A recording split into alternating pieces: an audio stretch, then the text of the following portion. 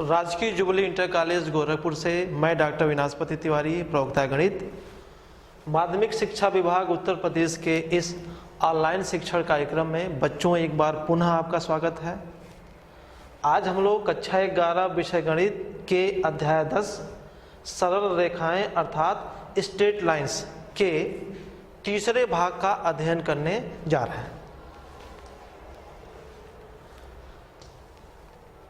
बच्चों, पिछले भाग में हम लोगों ने जिन मुख्य चीज़ों को पढ़ा था उसको एक बार हम दोहरा लेते हैं। सबसे पहला चीज़ हम लोगों ने पढ़ा था, दो रेखाएं परस्पर समांतर होंगी यदि और केवल यदि। हमने कहा था कि दो रेखाएं कब समांतर होंगी, कंडीशन क्या होगी, तो आपको याद होना चाहिए। क्या बताया गया था? m1 बराबर m2, अर्थात दो रेखाएं यदि समांतर होंगी तो m1 बराबर m2 होगा और m1 बराबर m2 होगा तो दोनों रेखाएं आपस में समांतर होंगी। जहां m1 और m2 क्या था, उन दोनों रेखाओं की प्रवणताएं थी। उसके बाद क्या देखा गया था, दो रेखाएं परस्पर लंबवत यानी परपेंडिकुलर होंगी यदि और केवल यदि। क्या कंडीशन था? m1 इंटू m2 बराबर -1। यहाँ भी हम लोगों ने सीखा था क्या कि यदि दो रेखाएं परस्पर लंबवत होंगी तो m1 इंटू m2 का मान -1 होगा, और उल्टा क्या कहा था कि अगर m1 इंटू m2 का मान -1 है तो दोनों रेखाएं आपस में लंबवत होंगी। उसके बाद एक कंडीशन और था, दो रेखाओं के बीच का कोण, एंगल बिटवीन टू लाइन्स। याद करिए, दो रेखाएं दी गई थी, उनके बीच का कोण थीटा था। एक की प्रवणता m1 था, दूसरे की प्रवणता m2 था। तो हम लोगों ने फार्मूला डिराइव किया था क्या कि tan थीटा बराबर मॉड m1 माइनस m2 अपान 1 प्लस m1 m2। अब हम लोग इसके आगे देखते हैं।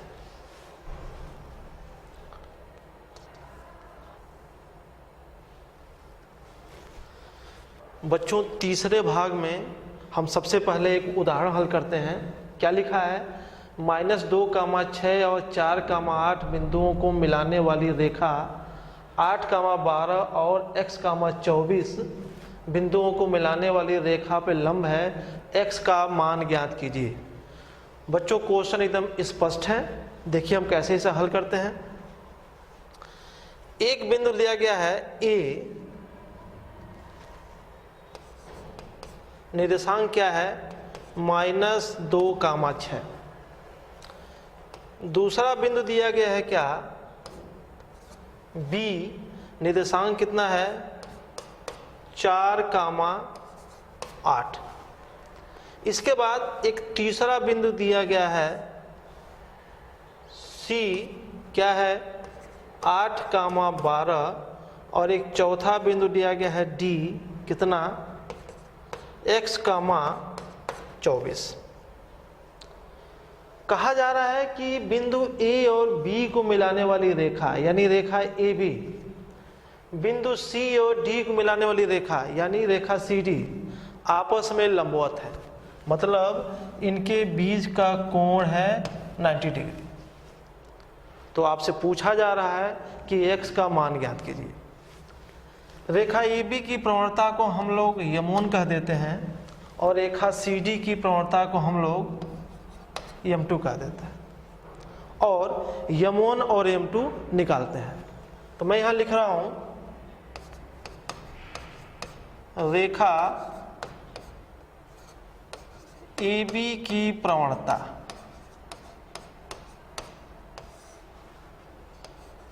m1 बराबर क्या पढ़ा हम लोगों ने है? y2 माइनस y1 अपान x2 माइनस x1। तो कितना हो जाएगा? 8 माइनस 6 अपान 4 प्लस 2।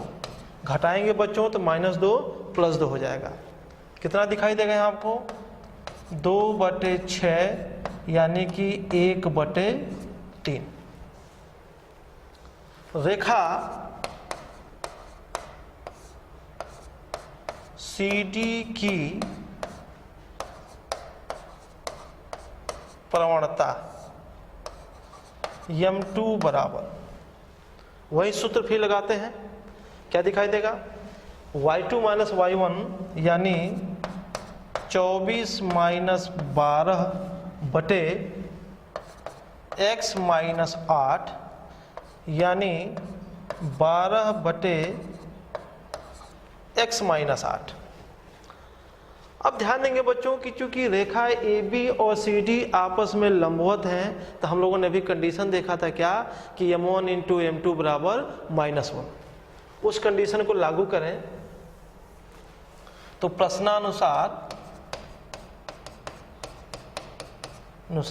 क्या होगा, m1 इंटू m2 बराबर -1, क्योंकि दोनों रेखाएं लंबवत हैं।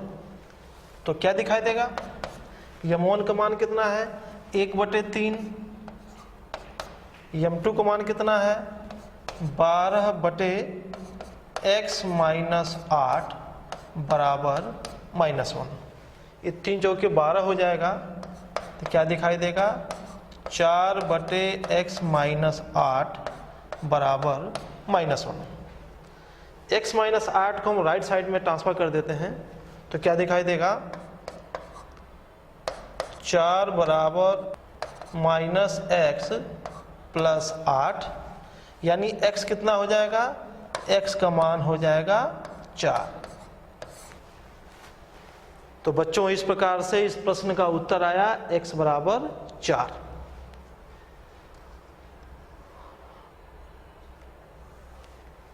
आगे बढ़ते हैं।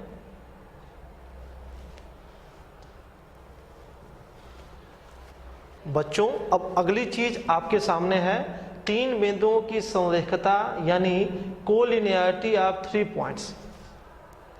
इसका मतलब हुआ हम 3 बिंदुओं की बात कर रहे हैं जो कि एक ही रेखा पर हो। सपोज करिए कि एक बिंदु है A, एक बिंदु है B और एक बिंदु है C। हम अपनी सुविधा के लिए इन तीनों बिंदुओं को पहले चतुर्थांश में दिखा देते हैं, लेकिन ये तीनों बिंदु किसी भी चतुर्थांश में हो सकते हैं। अब सोचिए अगर A, B, C एक ही रेखा पर हैं तो क्या होगा, रेखा AB जितना x अक्ष से कोण बनाएगा उतना ही कोण रेखा BC भी बनाएगा। और इसका अर्थ क्या हुआ, जो AB की प्रवणता होगी वही BC की प्रवणता हो जाएगी। तो हम एक कह सकते हैं क्या कि 3 बिंदु A, B और C संरेख होंगे यदि और केवल यदि AB की प्रवणता बराबर BC की प्रवणता। बच्चों एक चीज में लिखा है यदि और केवल यदि, इस लाइन से आप लोग परिचित हो चुके हैं। इसका मतलब हुआ कि अगर 3 बिंदु संरेख हैं तो AB की प्रवणता बराबर BC की प्रवणता, और अगर AB की प्रवणता बराबर BC की प्रवणता है, इसका मतलब हुआ तीनों बिंदु ABC संरेख है। अब आने वाले प्रश्नों में जो हम हल करने वाले हैं उसमें एक बात का ध्यान देना है कि अगर हमें 3 बिंदुओं के संरेख होने की बात करनी है तो हम बस यही करेंगे कि AB की प्रवणता बराबर BC की प्रवणता। इस प्रश्न को बच्चों आप लोगों ने हाई स्कूल में त्रिभुज के क्षेत्रफल के कॉन्सेप्ट के रूप में सॉल्व किया था। आप लोगों ने वहाँ क्या किया था कि 3 बिंदु संरेख होंगे कब, जब तीनों बिंदुओं से बनने वाले त्रिभुज का क्षेत्रफल 0 होगा। उस नियम के बाद यह आपके लिए नई चीज है।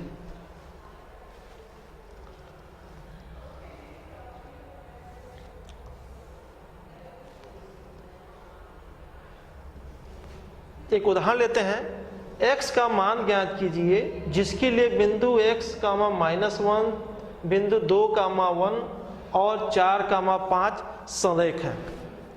अगर आप इस समय क्लास 10th में होते तो इन तीनों बिंदुओं से बनने वाले त्रिभुज के क्षेत्रफल निकाल देते हैं, उसको शून्य कर देते हैं और आपको x का मान प्राप्त हो जाता। लेकिन अभी हम लोगों ने पढ़ा क्या कि तीन बिंदु संरेख हैं, तो AB की प्रवणता बराबर BC की प्रवणता। तो हम लोग इस प्रश्न का उत्तर प्रवणता के रूप में निकालेंगे या प्रवणता के मदद से निकालेंगे। देखिए कैसे। एक बिंदु है A, कितना है x, -1। दूसरा बिंदु है B, कितना 2, 1। और तीसरा बिंदु है C, कितना 4, 5। तो हम पहले AB और BC की प्रवणता निकालने जा रहे हैं। AB की प्रवणता कितना होगा? y2 - y1 अपान x2 - x1। 1 + 1, 1 में से -1 घटाएंगे +1 हो जाएगा, अपान 2 - x, यानी 2/2 - x। हम BC की प्रवणता निकालते हैं। BC की प्रवणता y2 - y1 अपान x2 - x1 कितना होगा? 5 - 1 बटे 4 - 2 कितना होगा? ये 4/2 यानी कि 2। अब चूंकि ABC संरेख है तो हमने अभी कंडीशन पढ़ा क्या? चूंकि बिंदु A, B, C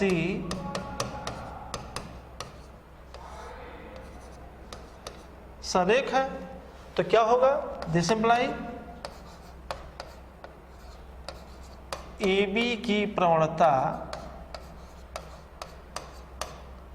बराबर BC की प्रवणता। दोनों का मान भरते हैं। AB की प्रवणता कितना है? 2/2 - x। BC की प्रवणता कितना है? BC की प्रवणता है 2, 2 से 2 कैंसिल हो जाएगा तो कितना होगा? 1 बराबर 2 - x, यानी x बराबर 1। तो बच्चों इस प्रश्न का उत्तर हुआ कितना? x बराबर 1।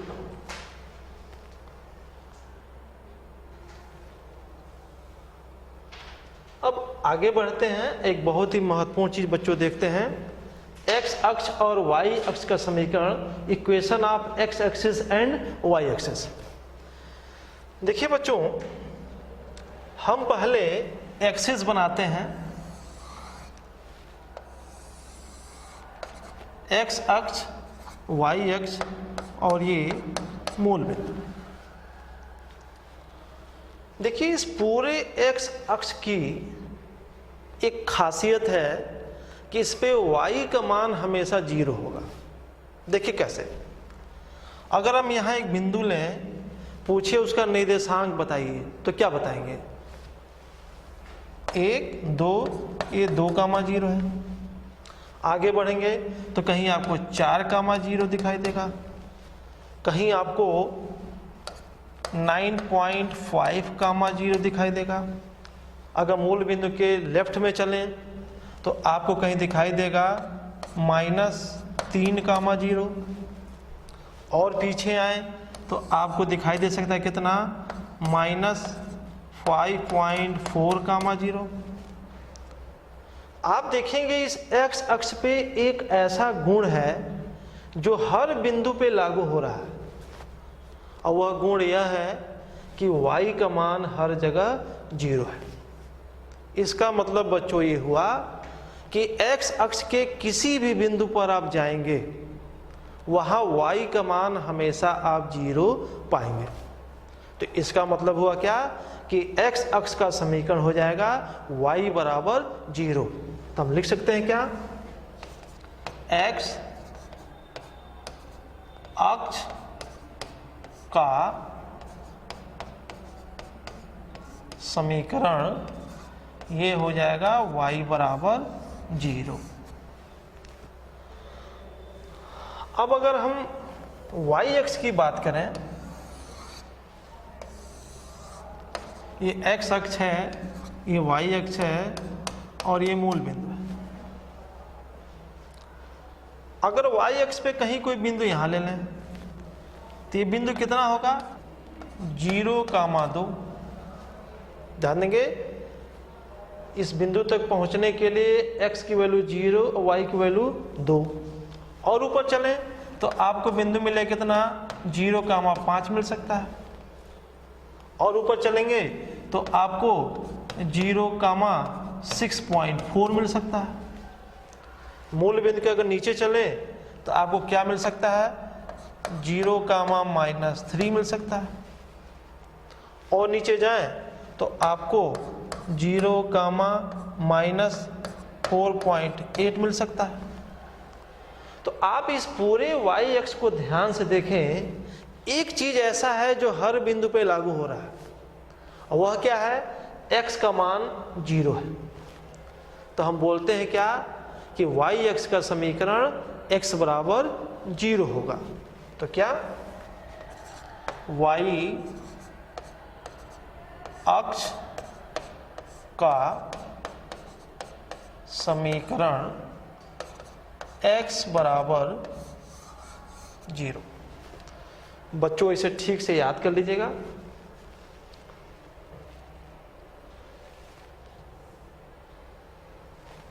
अब देखिए आगे लिखा है, x अक्ष और y अक्ष के समांतर रेखाएं, lines parallel to x axis and y axis. अभी हम लोगों ने x अक्ष और y अक्ष की बात की, अब हम यहाँ x अक्ष के समांतर और y अक्ष के समांतर रेखाओं की बात करते हैं। देखिए कैसे,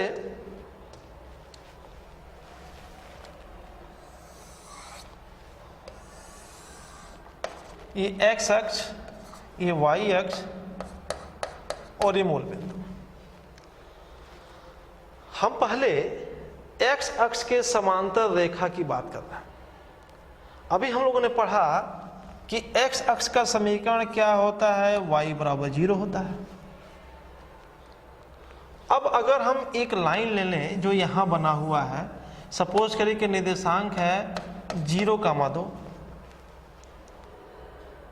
यह रेखा x अक्ष के समांतर है।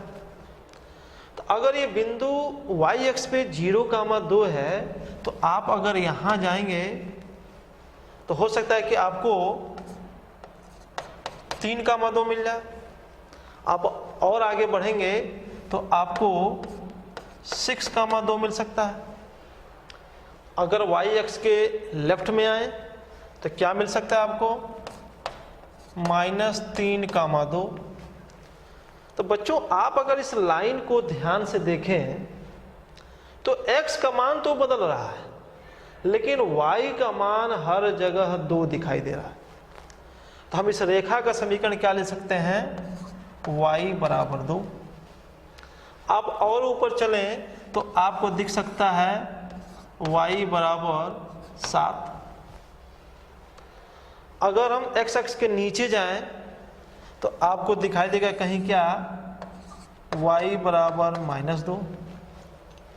और नीचे जाएं तो आपको दिखाई दे सकता है क्या, y बराबर -5।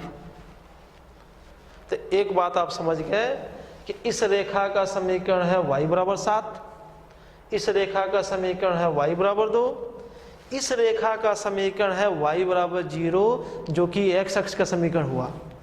इस रेखा का समीकरण हुआ y बराबर -2, और इस रेखा का समीकरण कितना हुआ, y बराबर -5। तो हम एक कह सकते हैं क्या, x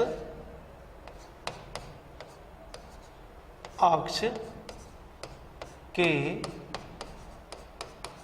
समांतर रेखा का समीकरण कितना होगा, y बराबर b। ध्यान देंगे बच्चों, इस लाइन के लिए b का मान 7 हो जाएगा, इस लाइन के लिए b का मान 2 हो जाएगा और इस लाइन के लिए b का मान 0 हो जाएगा, यानी x अक्ष हो जाएगा। इस लाइन के लिए b का मान -2 हो जाएगा। तो आप याद रखिएगा कि कोई भी रेखा अगर x अक्ष के समांतर होगी तो उसका समीकरण क्या होगा, y बराबर b।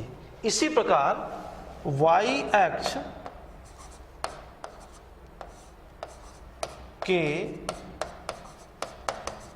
समांतर रेखा का समीकरण ये बच्चों हो जाएगा x बराबर a।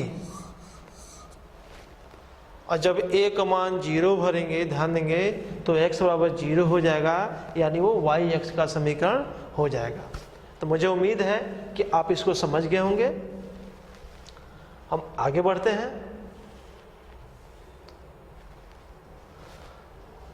रेखा का बिंदु ढाल रूप, point slope form of A line.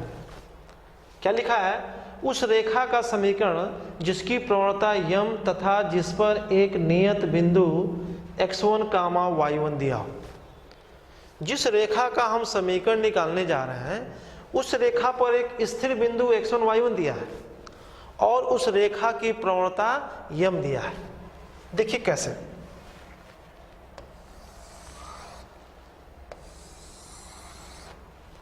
ये x अक्ष, ये y अक्ष और ये मूल बिंदु। सपोज करिए कि यह रेखा है, इस रेखा पर एक स्थिर बिंदु दिया गया है a, x1, y1। अब इस रेखा की प्रवणता यम दिया है, मतलब यह रेखा x अक्ष से जो कोण बना रही है थीटा, उस थीटा का जब आप tan ले रहे हैं तो यम बराबर लिखा है tan थीटा। बच्चों मान लेते हैं कि इस रेखा पर कोई दूसरा बिंदु है P, x, y। एक बात का ध्यान देंगे, यह जो बिंदु P, x, y है यह स्थिर बिंदु नहीं है। यह x, y यहाँ भी हो सकता है, यह x, y यहाँ भी हो सकता है, यहाँ भी हो सकता है, इस रेखा पर कहीं भी हो सकता है। लेकिन जो बिंदु a, x1, y1 है वह एक स्थिर बिंदु है, एक निश्चित बिंदु है। अगर हम रेखा AP की प्रवणता निकालें तो कितना होगा, tan थीटा होगा। तो देखिए AP की प्रवणता कितना होगा बच्चों, ये होगा tan थीटा। इस रेखा पे दो बिंदु A और P दिए गए हैं, उनके निर्देशांक दिए गए हैं, तो हम इसकी प्रवणता निकाल सकते हैं सूत्र से। कैसे,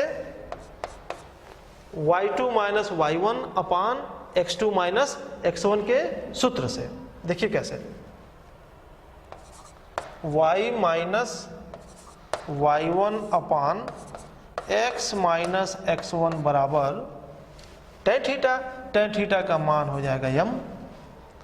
इसको अगर राइट में ट्रांसफर कर दें हर को, तो कितना होगा, y माइनस y1 बराबर यम टाइम्स x माइनस x1।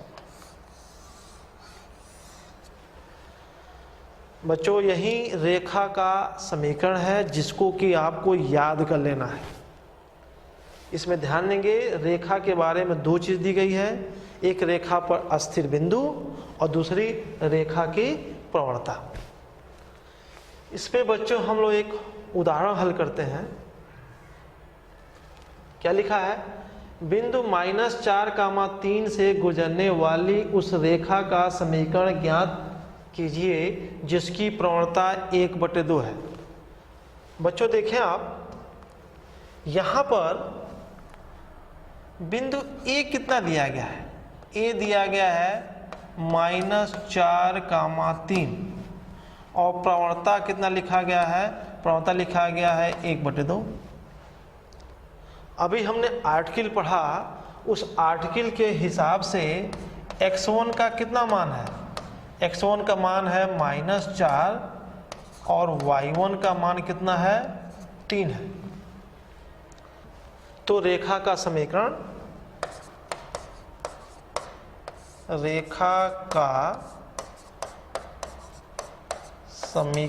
क्या होगा? y माइनस y1 बराबर यम गुणे x माइनस x1। सबका मान भरते हैं, देखिए कैसे।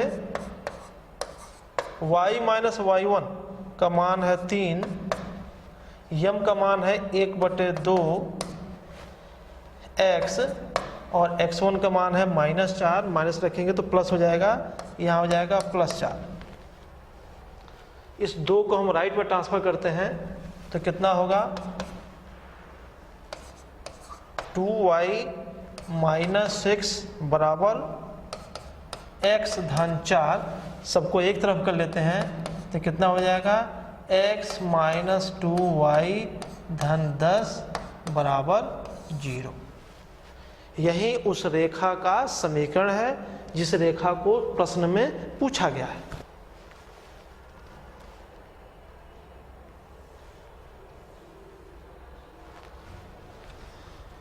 बच्चों, आगे मैं आपको एक गृह कार्य दे रहा हूं, आप इसको सॉल्व कर लीजिएगा। बहुत जल्द हम लोग सरल रेखाओं के चतुर्थ भाग के साथ आपके सामने प्रस्तुत होंगे। Okay, thank you.